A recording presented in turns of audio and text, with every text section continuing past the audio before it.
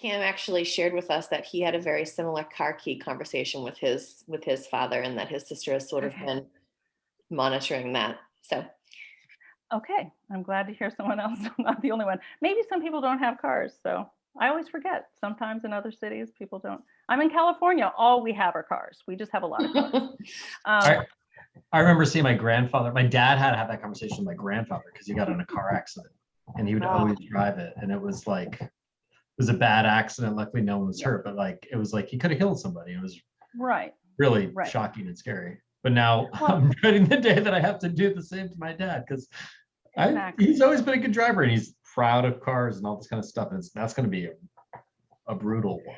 And like It'll be he's 74. I mean, he's in good health, but you just like there's delayed reactions. Like I was with right, him, I was like, oh, right, God, like I've now been volunteering to if we go to dinner, I'm like, I'll drive, which is a right, total that never happened in my right. life, like now.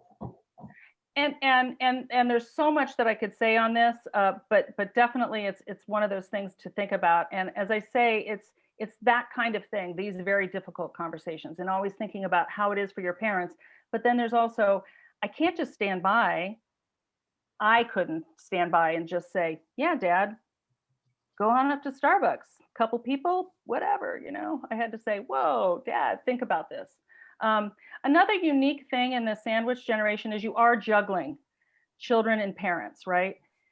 And this becomes a really difficult thing because there's so much that both need. And our children are starting to need a lot more independence, right? So we're seeing them, whatever age they might be, starting to need more independence, and we're giving that to them.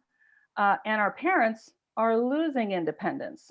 So we've got this, kind of little thing going on. And so to think about how does that impact us then, because we're going to have to shift back and forth. Um, so how is that juggling impacting you? And then with your children, thinking about all the different activities they may have. Again, based on their age, my children were late elementary, early middle school. So they were getting involved in things. And this is where I had to put some systems into place, like who's got carpool practice today? It can't be me every day.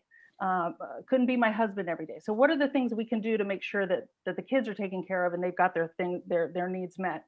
And then also letting the kids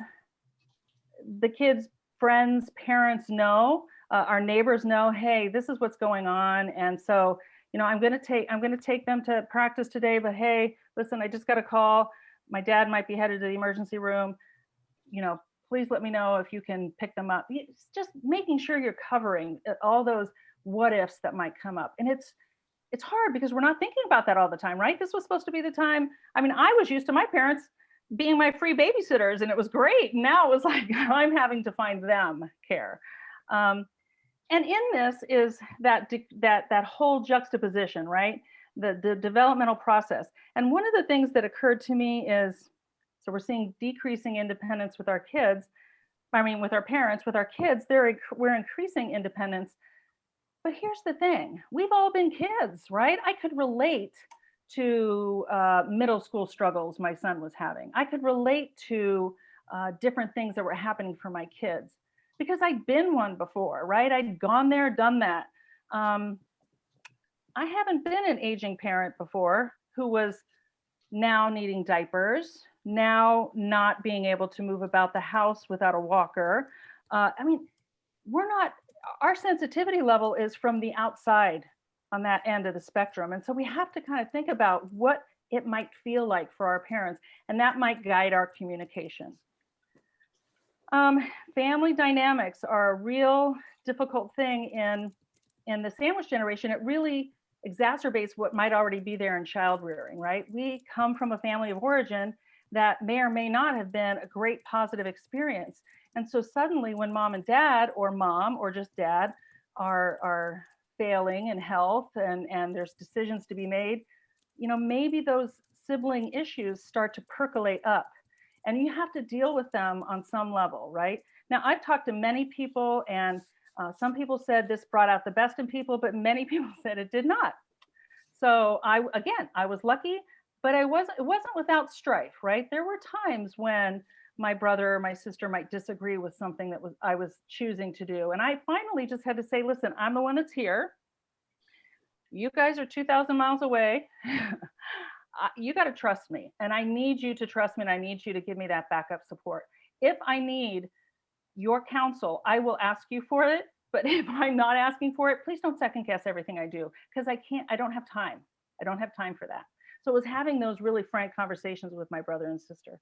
But you know, I know people who talk about the brother that wants to now move into mom and dad's house, but hey, you know, brother has an addiction problem and maybe that's not a great idea. So how do we legally then take some steps to protect our parents from elder abuse, which unfortunately has been on the rise, right? So this has been a really difficult time, this pandemic, and we've seen more and more and more of that. So financially, and emotionally and physically. So we have to kind of be prepared to protect our parents in the way we might protect our kids.